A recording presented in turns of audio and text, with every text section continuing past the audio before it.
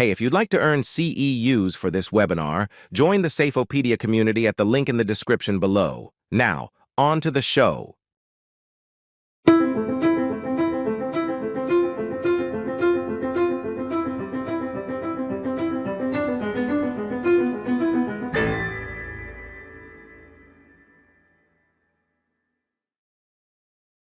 Thanks, Jamie, and thank you all for being here today. It's great to be with you. And Jamie already shared a little bit about me, so I'm not going to go into a lot of detail about my background.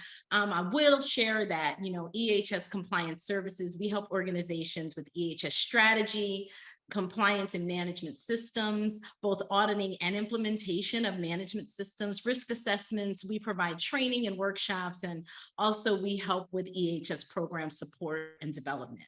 So today, I'm going to focus our discussion on principles that I've learned over the last 12 years as an entrepreneur, creating mostly a referral business. During our time together, I'll share my thoughts on the definition of a network and the difference between network and community. This will be a little different for you if you're an internal person, but I think regardless to what our roles are in EHS, that building a community has positive implications and positive impact. So I always love to start with, a question around like, who is in the room? Who is in our virtual space today? So if you can let me know if you're an internal person, external safety person, an HR professional, or something else, I would love to just know who is here. I think Jamie is going to put up a poll for us. And if you could just let me know, that would be awesome. I think we got it up on the screen. Wonderful. Yeah. So we'll give you all a few moments. I see Julie already said that she's internal. And Julie, if you wouldn't mind just letting us know in the poll as well, I would love that. And so I'm going to give you all 5, 4, 3, 2, 1. Maybe Jamie, you could share our results. Yep, the results are up there. Okay. So internal safety pro, 77%. Wow. B, external safety pro consultant, 12%. Okay. 2% human resource, and 9% other. 9% other. Okay. So if you don't mind, if you're okay with sharing in the chat, I'd love to know what the 9% are. But while you all are doing that, I'll just continue on. All right, so it's been said that your network is your net worth. I don't know who said it, but I think I struggle with this a little bit because I have an amazing, amazing network that has been a significant part of the success and growth of my business. In fact, I've done very little formal marketing, and most of my clients, as I shared earlier, are referrals. And yet I reach my goals when it comes to my business revenue, but I don't think that's an indication of my network. I mean, there are many other factors that affect the revenue that comes into the business. And there's many factors that affects our net worth as individuals. So I don't think I really agree with this statement. How about you? I think it speaks to the power of our network, though, because it affects both our personal and professional lives. And as the world and organizations become more social, I don't think that networking may be the best way to engage a professional community. So we'll talk a little bit about that. So today, as I mentioned, I'm just going to share some things that have worked for me in terms of building community and how that differs from networking, in my opinion. So let's see. Trevor is an assistant training director. Jamie, your other, of course, you're the Safeopedia and Safety Connect co-founder. Yeah, none of those categories really fit that, huh?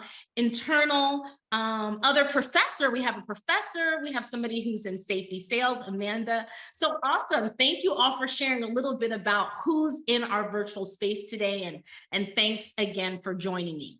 So I would love to hear in the chat box, what is your biggest networking challenge? Do you have a challenge with networking? And I'll share with you mine. When I think about networking, like I get this like sense of like the slimy salesperson. So for me, it feels a little bit inauthentic to who I am because it almost feels like maybe I'm trying to use people or it's very transactional.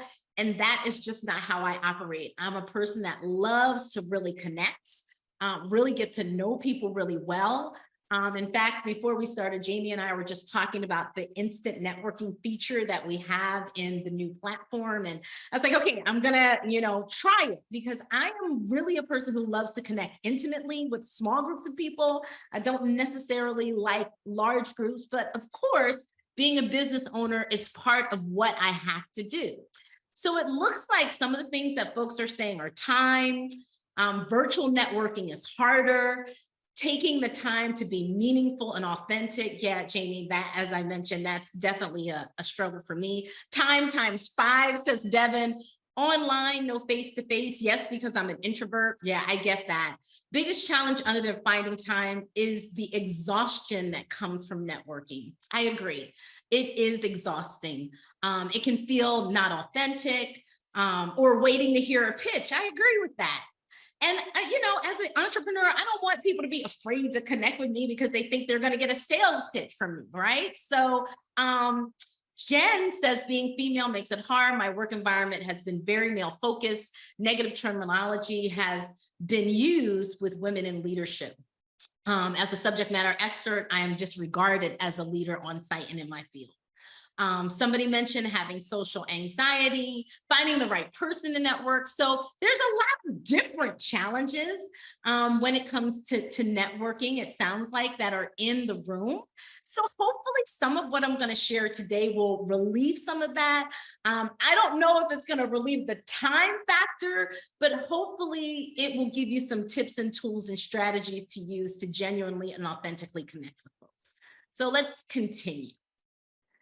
So network versus community. I really wanted to highlight for me the differences. As I mentioned, for me, network sounds really transactional. In fact, the dictionary defines it as, and this is the online dictionary, right? Because nobody really uses a paper dictionary anymore, but a group or a system of interconnected people. So, even that sounds very sterile to me. Now, community. Most people see a community as a noun. It's a thing that they have. It's a group of people living in the same place or having a particular characteristic in common. We talked a little bit about the fact that the world is becoming more social, and I think it's really easy for our interactions to become transactional. And I think that's the difference for me between a network and a community. A network for me is transactional, but community is mutually beneficial. I think community is a verb. It's not just something that we have. It's not just something that we're a part of. It's something that we do. It should be something that we engage in. It should be something that we actively participate in. So thinking about community in this way actually reminded me of an old book, Stephen Covey's 7 Habits of Highly Effective People. And in it, he kind of talks about how moving on a maturity continuum moves people from dependence, so being dependent on folks and kind of blaming people for your success or not success, to interdependence. And that's something that focuses on the success of all involved. And that's what community is to me. Yeah, it's one of my favorite books. I have it right here because I had to kind of bring it back up, and it's been a while since I read it, but really thinking about achieving interdependence. And the other thing is that community is based on relationships.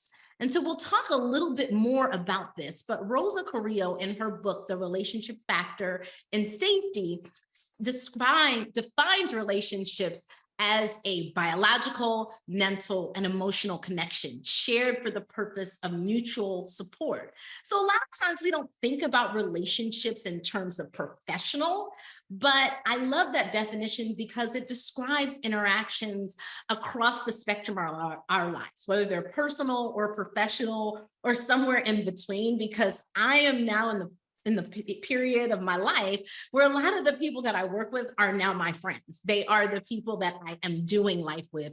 They are a part of my community. So building community. I mentioned that community takes relationships from transactional to, in my opinion, transformational. And for me, transformational relationships are those relationships that are impactful, they are meaningful, and they are evolving. So those are three things for me that describe community: relationships that are impactful, meaningful, and evolving. These are not relationships that are just based on transaction, but they are relationships that are transforming me into a better person, transforming the people that I interact with into better people.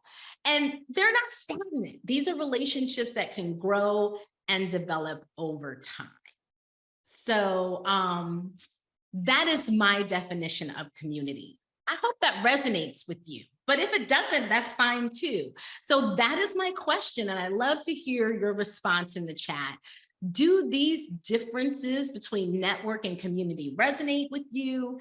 If they do, great. If they don't, I'd love to hear why.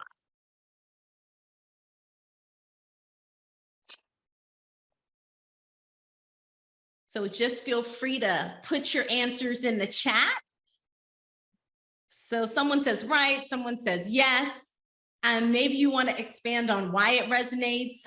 Do you have a particular situation you'd like to share? Or for me, it's just what I shared with you earlier. It's just that I want to really authentically connect with people. And I don't want people to be afraid that every time they interact with me, it's going to be some type of sales pitch.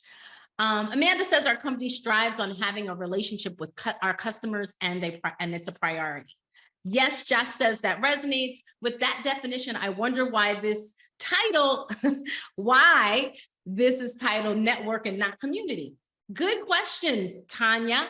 And I started with thinking about network and differentiating the two. So that's why I titled it that. And we'll talk a little bit more about building community as a way to create a network. So hopefully that will make sense at the end of it.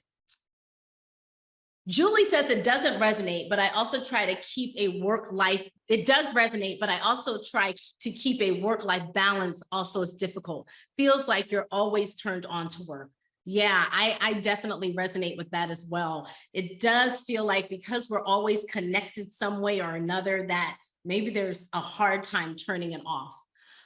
Jen says authenticity and connection is a driver in building relationship. Development of relationship takes a handshake to a high five. So yeah, it sounds like there's a continuum based on what you shared, Jen, that it can be really, really deep relationship or superficial. Mutually beneficial, Dr. Daniels. Yes, I know that we talk about that a lot. Sandra says, as a consultant, there's a time issue. It depends on how long I have with the client. That is so true. I think time is something that is crucial for all of us, regardless of whether we're a consultant or internal to an organization. Time can definitely be a factor that causes us not to really spend a lot of time on relationships. So let's just talk a little bit of why I think community is better, quote unquote, than a network. And it really is just a change in terminology. And I also wanted to tie into the theme for our Safety Connect this time. So let's talk a little bit about community. Community is a human need. And if you are familiar with Maslow's hierarchy of needs, you'll see that, there are both psychological and physical needs that we have. And when we look at us, belonging and love needs, community kind of falls right in that. And those are actually deficiency needs. So belonging, community, friendships are all a part of what we need as people to ensure that we can get to those higher levels of self-actualization and esteem. And so building community is fundamental to who we are and developing into who we should and want to become. The other thing that I wanted to highlight is that community fosters a culture of connection and inclusion. And so I really like what Natasha says, and that community sounds personal and network sounds like work. And I think for me, that's the difference, right? I think it's really about how you apply the term. And so for me, community it does sound personal. It sounds more authentic to who I am as an individual. I took a test, a personality test that shared a little bit about fraternity is a key motivator for me. So having that connection, feeling connected is a big part of what drives me. So community fosters a culture of connection, inclusion, and belonging. And a study conducted by Deloitte showed that inclusion and belonging, they're driven by three things. The first is that workers feel comfortable, or people feel comfortable. They feel treated fairly and respected by the people around them, by their colleagues, by their teammates, by the people with whom they're in community. The second thing is that they feel connected. So people feel included and like they belong when they feel connected to the people that they're working with, the people that they're in community with. And not only that, but they also feel like they relate or they're connected to the vision, the value, the purpose of that community. And they also feel like they contribute. So they understand what their unique gifts, what their unique talents, their strengths bring to that community or that organization. So community fosters this culture of inclusion and belonging. Community is united by a shared purpose. So I think if you think how the world is working right now, that, we're all co-creators. Customers are no longer just consumers. They're active parts of a community. They're not just passive members of the audience, but engaged. They want influence. They want an opinion. They want their voices to be heard. And I think that that's something that has affected the way that people operate and how they expect to engage with others. And so we want that shared purpose to drive us to connect even greater. So tapping into people's desire, or that up-level desire to influence, to belong, and to engage, to create a purpose that is common. And then finally, community improves workplace success factors. So an HBR study showed that when people have a sense of community at work, they are 58% more likely to thrive, 55% more engaged, and 66% more likely to stay with the organization. So in addition to all of those softer things that I just shared, these give you some really hard numbers around how community affects the organization. Hello, my name is Rosa Carrillo, and I am the author of The Relationship Factor in Safety Leadership. I have been thinking about the meaning of community for a long time because I think it is another word for culture. Creating community and creating positive culture are not different processes. If we think about community, sometimes it's more tangible because a positive community is made up of people that support each other, that treat each other well. We treat each other with respect. We say good morning. We know each other's names. We're willing to help each other out. And it's the same thing in the organization where we work. As a safety leader, we have the opportunity to build a positive community around the values of safety and health. As I interview safety and health leaders across the world, they often tell me how much they care about people and how they believe that people should be at the center of every safety and health program. They are the ones that communicate most frequently with employees, and they are the ones that communicate that their company cares about them. The other reason community is really important is for us as individuals doing this work. We are part of a helping community, which is much larger than us. It includes nurses, teachers, therapists. We are not therapists, but we are there to help people in the organization remain safe. We are there to listen to concerns. We are there to observe when people don't seem to be themselves and maybe bring to their attention that there is help for them available in the area of mental health. All of these things are within the purview of the safety and health professional.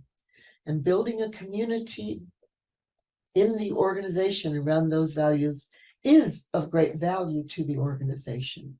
We also need it for ourselves as individuals, because doing this kind of work, you can sometimes feel burnt out or overwhelmed.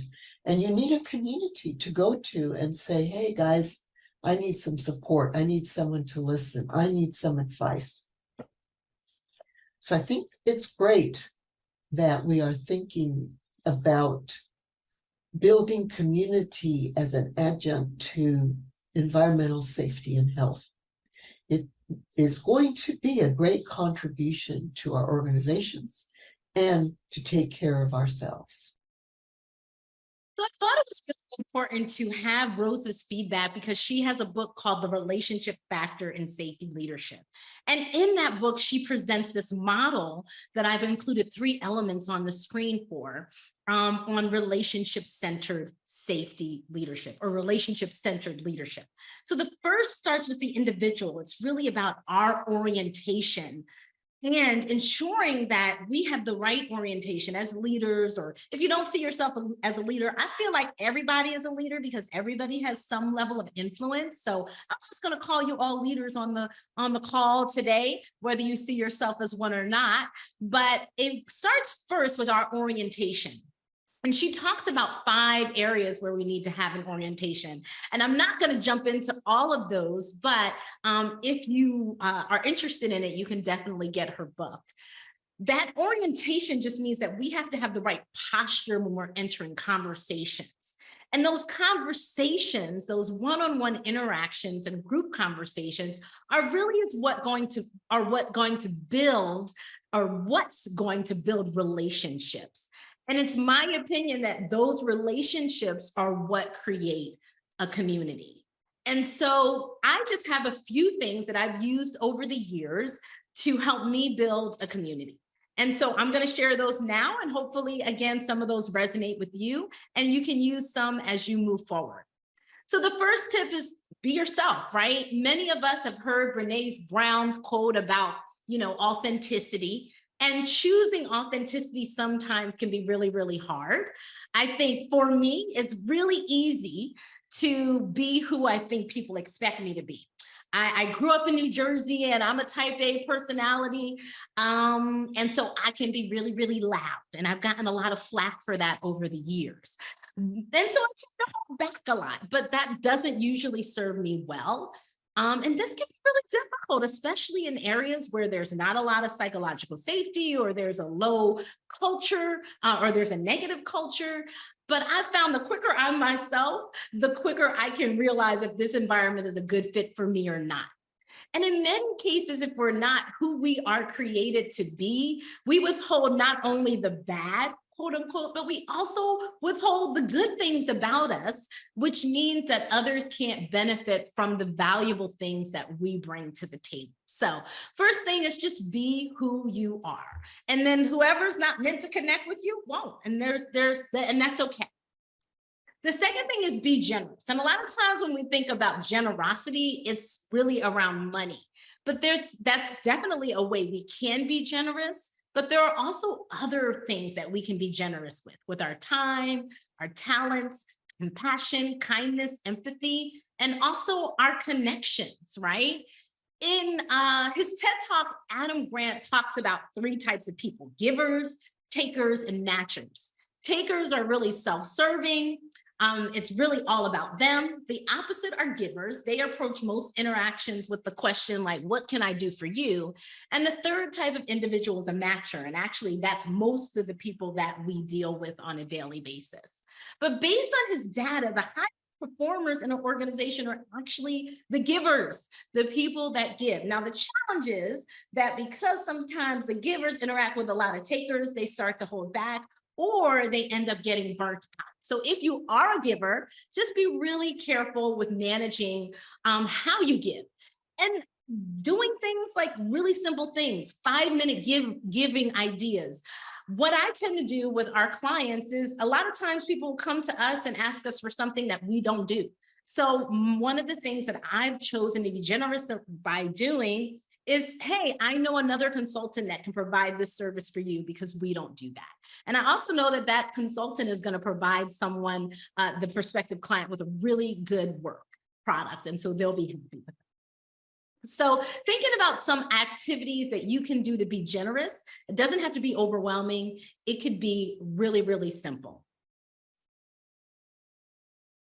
The third thing is being transparent. So transparency goes hand in hand with being yourself, right? Sharing your goals, your expectations is really the only way that we can create shared meaning and value.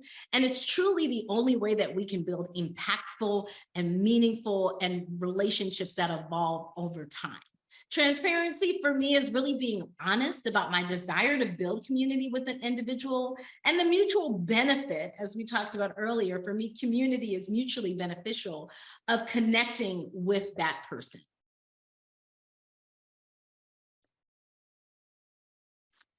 Number 4 is be open. So transparency really is how I appear to someone else and my how I am with my goals and objectives and sharing where I'm coming from. And being open for me is really about how I appear to the other person. So it's the opposite side of transparency, in my opinion. It is a posture of being receptive to what the other person has to offer.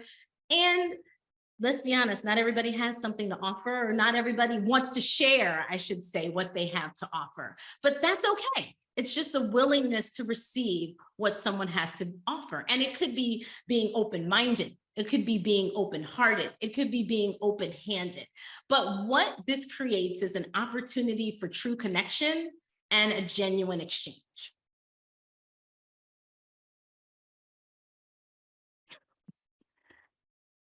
Tip 5, being others focused. Now, if you work in the safety profession, most likely you are others focused. But a lot of times when we engage in conversations, sometimes we tend to focus a lot on our needs and our wants, and really just making sure that we engage the other people in our community is really important.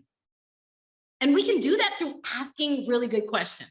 So one of my strengths is learning. I ask a lot of questions. I really found that developing a skill set around asking good questions is not only a critical component of doing the work that we as safety professionals do well, but it also helps me to really find the root cause of maybe some of the pain points or the problems that the clients that I have, that I work with are having.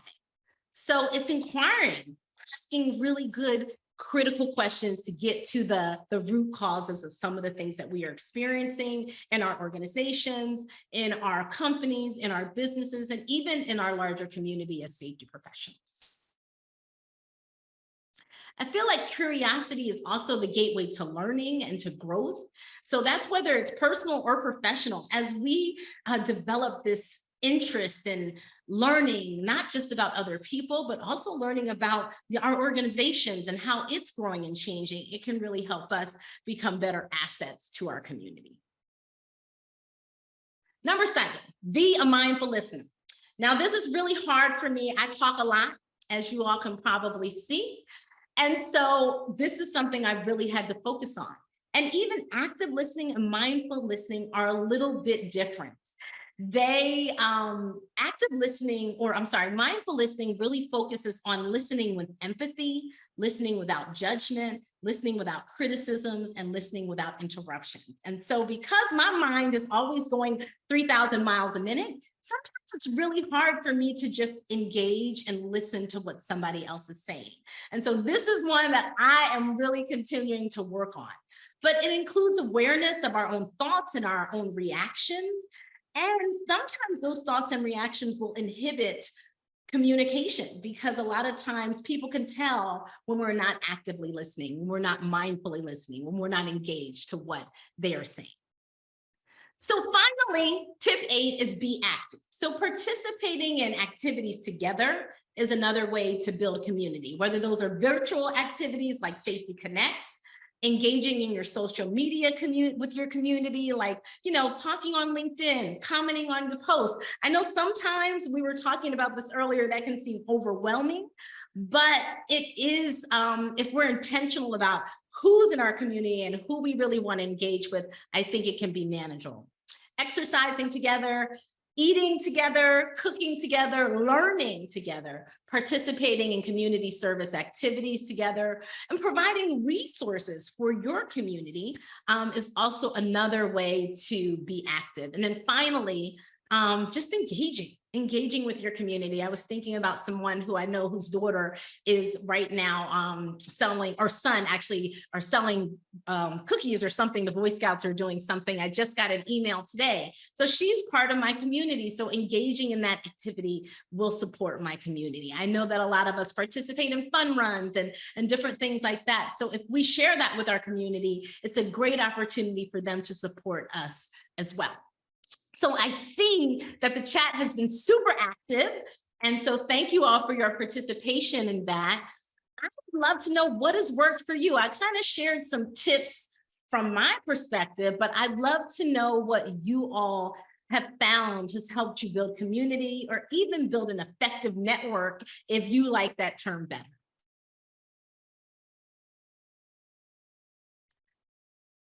Showing up. Yeah, that's good, Tanya. I love the fact that sometimes just being in the room or showing up for our community matters. Like being here today, showing up for presentations that part of our community is delivering today, or showing up for activities that they're sponsoring as well. That's a great one. Anyone else have anything they'd like to share? Listening to understand. That's good, Jamie. Not to respond, right? That's my challenge. Quality over quantity. Yeah, so the types of relationships versus the number, and we're always busy, but making the time count. Being present and supportive, says Natasha. I reach out to people on LinkedIn. I use LinkedIn quite a bit. Just listening without providing solutions. Bobby, that's a really good one, right? Not always having to interject with our suggested fix to the problem.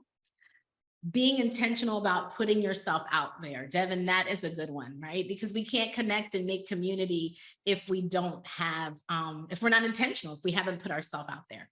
And then finally, being interested in and hearing what they value. All right, like showing your interest in what somebody else is sharing. So these are the things that I talked about today. Being yourself, being generous, being transparent, open, others focused, curious, being a mindful listener and active. So I'd love to know, do you see an area of growth for yourself? I think we have a poll for that. And if so, where are you going to focus, if any? Maybe you do great at all of these. I was kind of very transparent in that I need to focus on mindfully listening. That is probably going to be a challenge for me until the day that I die. But I'd love to know what you all would like to focus on. So Jamie has put the poll on the screen, so feel free to respond there. And I think I'm wrapping it up. If you're interested in connecting with me, you can do so here in the platform, or here are other ways on the screen to do so. And I think we're gonna open up for some questions and finish up our time together. So thank you all so much for being here.